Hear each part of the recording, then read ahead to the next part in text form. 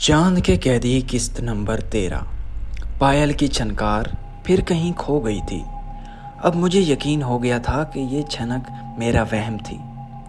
पहले मैंने सोचा कि पूरी हवेली का एक चक्कर लगा लूं, मगर जाने क्या सोचकर रुक गया। मैं पलटकर कमरे में दाखिल होने ही वाला था कि हवा की सरसराहट के साथ ही दबी दबी सिसकियों की आवाज़ मेरे पैरों में लिपट गई और मैं वहीं जम कर रह गया। मेरा ख्याल था कि ये आवाज़ भी पायल की छनक की तरह मदूम हो जाएगी, मगर ऐसा ना हुआ, बल्कि सिसकियां तवातर से सुनाई देने लगी। सिसकियों की ये आवाज़ किसी लड़की की थी और बरामदे के पास आ रही थी।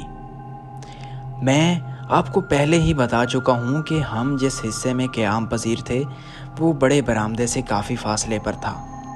दरमियान में सहन था, फिर 7 कमरे थे।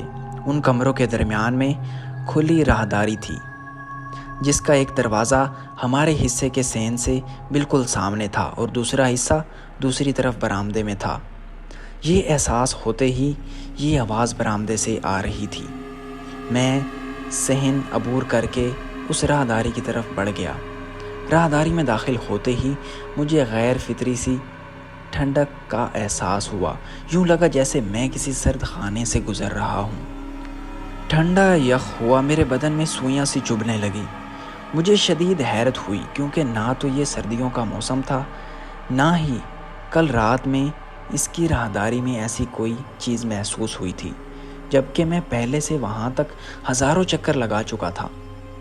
घर के सभी लोग यही राहदारी अबूर करके इस हिस्से में आते थे और इसी हिस्से से हमने गंगवा की लाश उठाकर चबूतरे पर रखी थी।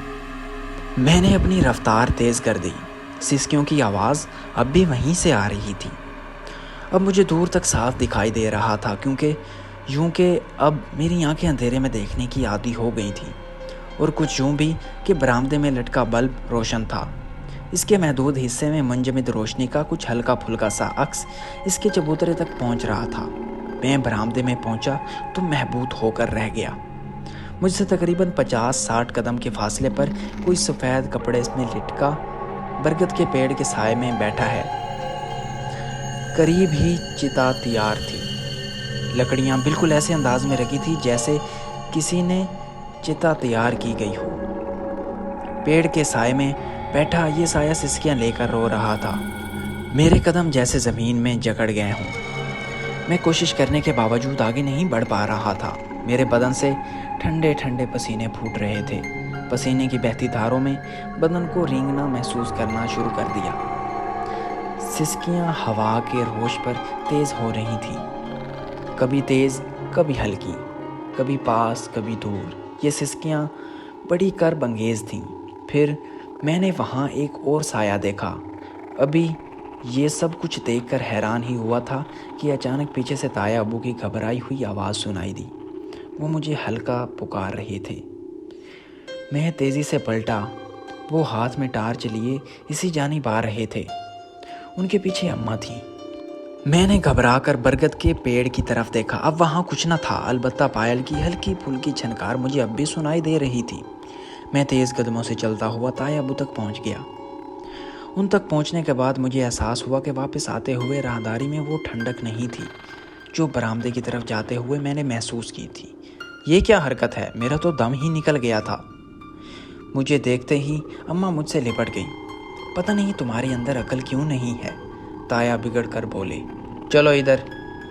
हम अम्मा के कमरे की तरफ बढ़ गए। दुल्हन बेगम, इस लड़के को संभाल कर रखिए।